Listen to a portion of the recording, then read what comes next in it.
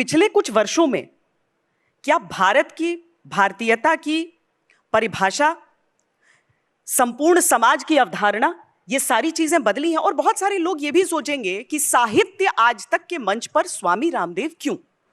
पर साहित्य केवल वो लिखित शब्द नहीं, केवल बोला गया वो शब्द नहीं, साहित्य उससे कहीं अधिक है, कहीं बड़ा। साहित्य है एक सतत प्रवाह समाज का, जो सामाजिक, आर्थिक, राजनीतिक, धार्मिक, सांस्कृतिक, वैचारिक रूप में जो कुछ घटित हुआ उसका एक सतत प्रवाह ही साहित्य है।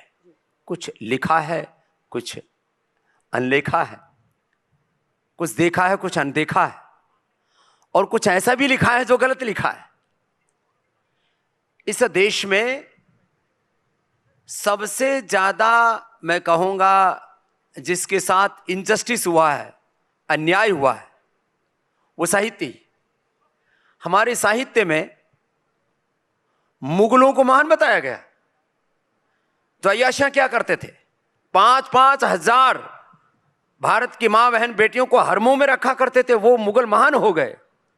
और हमारे छत्रपति शिवाजी महाराज, हमारे महाराणा प्रताप जो उनसे लड़े, वो योद्धा, और एक दो नहीं, ऐसे तो अनगिनत कहानियां हैं। इस देश में मुगल काल में भी साहित्य के साथ अन्याय हुआ है, वो एक अपराध हुआ है। अंग्रेजों के काल में भी हुआ है। चंद्रशेखर, राजगुरु, सुखदेव, भगत सिंह जो क्रांतिवीर थे, उनको तो वो आतंकवादी कहते थे। और बहुत लंबे कालखंड तक भारत की एनसीईआरटी की किताबों तक में पढ़ाया जाता था। तो इस देश के जो खलनायक थे उनको नायक करके प्रस्तुत किया गया, और जो इस देश के नायक थे उनको खलनायक करके लिखा गया। ये तो साहित्य का बहुत बड़ा अपराध घटित हुआ है ना, तो वो भी आज तक के मन से जाना चाहिए। और दूसरा, इतना ही नहीं, इस देश के जो महान इतिहास को, मैं नहीं कहता कि इतिहास के पुनर्लेखन की जरूरत नहीं, जरूरत है, उसकी पुनर्विवेचना की, पुनर्व्याख्या की तो जरूर जरूरत है। जिस तरह से भारत का गौरवशाली अतीत रहा है, 18वीं शताब्दी तक विश्व की आर्थिक महाशक्ति रहा, सामाजिक सामरिक महाशक्ति रहा भारत। ठीक है, इसमें कुछ हमने संघर्ष झेले हैं। भारत कभी भी पूर्ण रूप से पराधीन राष्ट्र नहीं रहा, लेकिन साहित्य में हमको पढ़ते पढ़ते आज 200 साल हो गए, 1000 साल तक भारत गुलाम रहा। कब गुलाम रहा भाई? संघर्षरत रहा भारत। कभी भी हमने मुगलों की पराधीनता को पूरी तरह स्वीकार नहीं किया, अंग्रेजों की भी पराधीनता को समग्र देश ने कभी पूरी तरह से स्वीकार नहीं किया। और इसमें नैरेटिव ये घड़े जाते हैं कि हमारे सनातन में तो बहुत अन्याय था, स्त्रियों के साथ, शूद्रों के साथ बहुत छुआछूत था, बहुत भेदभाव था, अंग्रेजों ने हमें सभ्य बनाया, भेदभाव की दीवारें ढाने के लिए इस्लाम ने यहाँ पर काम किया। अंग्रेजों ने लूटा, मुगलों ने भी लूटा, फिर खुद ही लूट गए। बहादुर शाह जफर के वंशज आज चाय की दुकान पर जहाँ दाने दाने के लिए तरस रहे हैं, एक एक पैसे के लिए तरस रहे हैं। कहां कैसे खत्म हुआ? पाप सामने खत्म हो जाता है।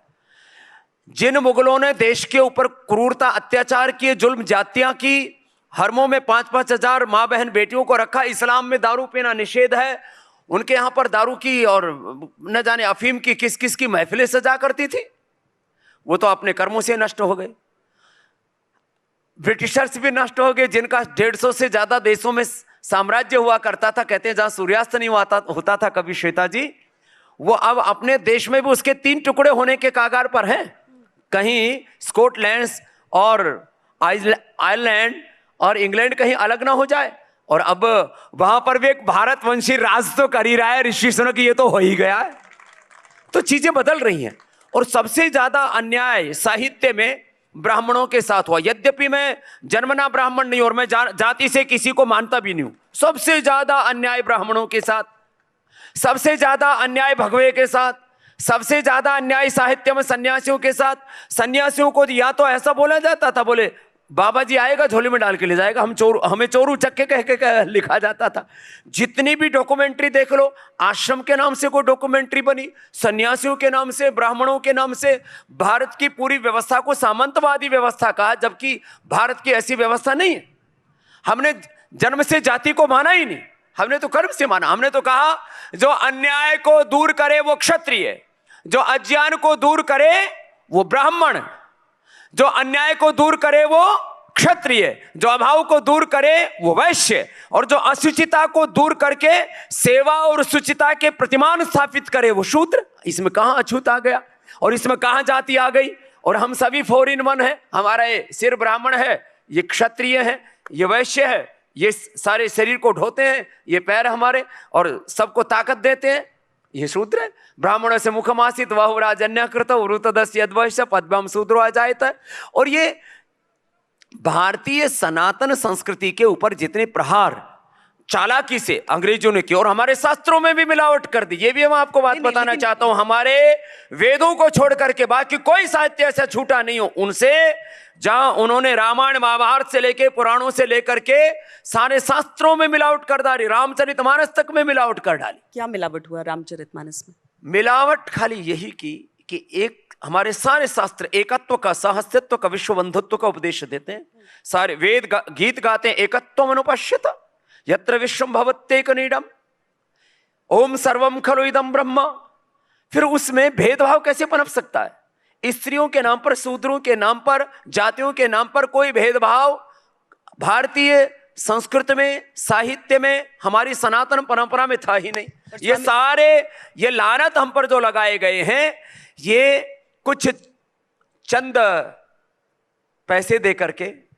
तो आप कह रहे हैं कि जो चौपाई जिस पर सबसे बड़ा विवाद उठता है, मैं एक चौपाई की बात नहीं कर रहा हूं, मैं तो कह रहा हूं नहीं, उसमें जो जो एक तरफ से बात निकली कि तारण का मतलब पीटना नहीं, तारण का मतलब शिक्षा है। क्या आप इस तरफ इशारा कर रहे हैं कि शब्द का अर्थ अलग निकाला गया? मैं एक चौपाई की बात नहीं कर रहा हूं, एक सूत्र, एक मंत्र की बात नहीं कर रहा हूं। मैं तो कहता हूं महाभारत 5000 श्लोक का ग्रंथ था, इसके हमारे यहां प्रमाण।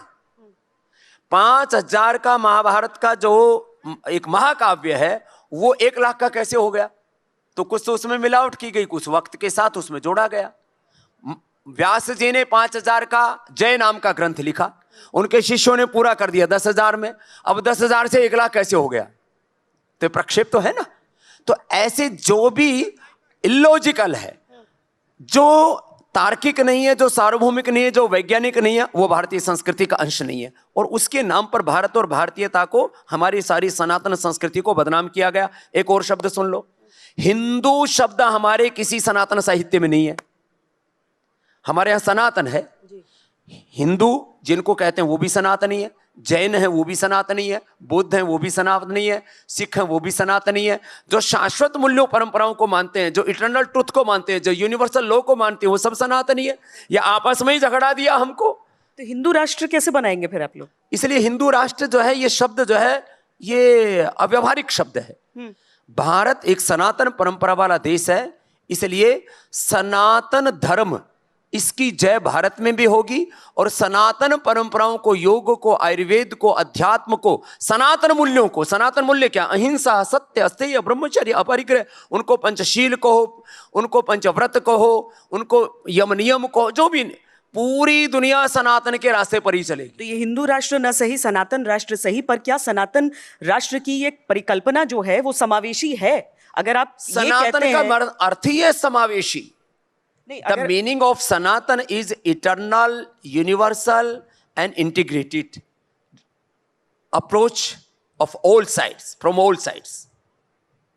तो ये तो सनातन का मतलब ये आनो भद्रः कृतवो यन्तु विश्वतः, सत्य की सब दिशाओं से स्वीकार्यता, यही श्वेता जी सनातन है। इसमें कोई जाति का, कोई पंथ का, कोई ऊंच नीच का, कोई भेदभाव का, कोई इसमें लेश मात्र भी स्थान शेष नहीं। क्या मुगलों का साहित्य में कोई कंट्रीब्यूशन नहीं रहा? देखिए, मैं उसको गलत नहीं कह रहा हूं। मुगलों को इंपॉर्टेंस देनी चाहिए साहित्य में 5-10%, ज्यादा से ज्यादा। कोई बहुत बड़ा उनका, किसी ने कोई बहुत बड़ा बहादुरी का काम किया हो तो कहीं अपवाद रूप में 20%, 80% भारत के महान योद्धाओं को, वीर वीरांगनाओं को ही जगह देनी चाहिए। और ऐसा ही आगे इतिहास पढ़ाया जाएगा, भारत ऐसा ही होगा। स्वामी जी, इस पाठ्यक्रम के लिए आपने भी बहुत समय से एक तरह से पहले आंदोलन किया था और बाद में आप सलाह देने लगे इस बाबत कि किस तरीके से पाठ्यक्रम, तो भारतीय शिक्षा बोर्ड के माध्यम से पाठ्यक्रम की और पूरे जो हमारा पढ़ाया जाने वाला जो कंटेंट है, पाठ्य पुस्तकों की, और उसकी पेडोलॉजी की पुनर्संरचना कर रहे हैं कि भारत में भारतीय मानस का निर्माण कैसा हो, उसका पूरा अनुष्ठान हमारे चल रहा है। ऐसा व्यक्तित्व, ऐसा चरित्र, ऐसा नेतृत्व हम भारत में गढ़ेंगे कि जहां पर भेदभाव की सारी दीवारें ढहेंगी और भारत के युवा भारत ही नहीं पूरे विश्व का नेतृत्व कर सके, ऐसा समर्थ युवा नेतृत्व भारत से हम तैयार करेंगे। तो ये तो हमारी संकल्पना है। ये हो पाएगा? क्यों नहीं होगा, इसकी क्योंकि आवश्यकता जब होता है तब उस पर एक विवाद छिड़ता है, ऐसा कि देखिए- लगता है कुछ समय के लिए फिर शांत हो जाता है। नहीं, देखिए, जो शिक्षा पर भगवाकरण का आरोप लगा उसके क्या कारण थे मैं उसकी जड़ में नहीं जाना चाहता, लेकिन इतनी बात मैं जरूर कहता हूं, मुझे 30 साल से सार्वजनिक रूप पर से पूरा देश जानता है। लगभग 20 साल तो आप ही लोगों से मुझे बात करते हो गए। मैंने कभी भी कोई अव्यावहारिक बात नहीं की। मैं हमेशा लॉजिकल बात करता हूं, साइंटिफिक बात करता हूं, यूनिवर्सल बात करता हूं। और यही हमारा सनातन धर्म है, यही हमारा वेद धर्म, ऋषि धर्म है, यही भारत और भारतीयता है। भारत और भारतीयता के नाम पर जो इस समय जो एक कुछ बौद्धिक आतंकवादी, साहित्यिक आतंकवादी, इंटेलेक्चुअल टेररिस्ट, वो ये सब बखेड़ा खड़ा करते हैं। कोई उसमें पता नहीं अलग अलग थॉट प्रोसेस से, अलग अलग आइडियोलॉजी से, अलग अलग कुछ पता नहीं क्या उनको बोले, वहां से कुछ लोग आ जाते हैं और भारत को तोड़ने की बात करते हैं। लेकिन अब ये चलने वाला नहीं है श्वेता जी। आपको लगता है कि पिछले कुछ समय में लोगों के अंदर ये एक तरह से आत्मविश्वास आया है कि अपनी भाषा, मैं हिंदी नहीं कहूंगी, मैं कहूंगी अपनी भाषा का प्रयोग, मातृभाषा का प्रयोग आराम से सार्वजनिक जीवन में लोग कर पा रहे हैं। अब ये नहीं है कि अगर अंग्रेजी नहीं कहा तो सामने वाला मुझे अनपढ़ न समझ ले। क्या ये बदलाव आ रहा है? या देखो, इसमें बहुत बड़ा योगदान राजनीतिक तौर पर मोदी जी का भी है। इस बात के लिए वो अभिनंदन के पात्र हैं। उन्होंने राष्ट्रीय अंतर्राष्ट्रीय मंचों से हिंदी का प्रयोग किया। जापान का प्रधानमंत्री हो, रसिया का प्रधानमंत्री हो, चाइना का प्रधानमंत्री, वो अपनी भाषा में बात करते हैं, चाइनीज में, रसियन में, जापानीज में।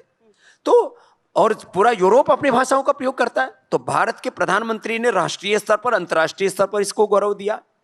और चारों तरफ से जो मातृभाषा में से जिनका उद्भव हुआ, ऐसी कॉर्पोरेट वर्ल्ड में हो, एजुकेशन में हो, हेल्थ में हो, मीडिया में हो, उन लोगों ने अपनी मातृभाषा को जैसे गौरव देना शुरू किया।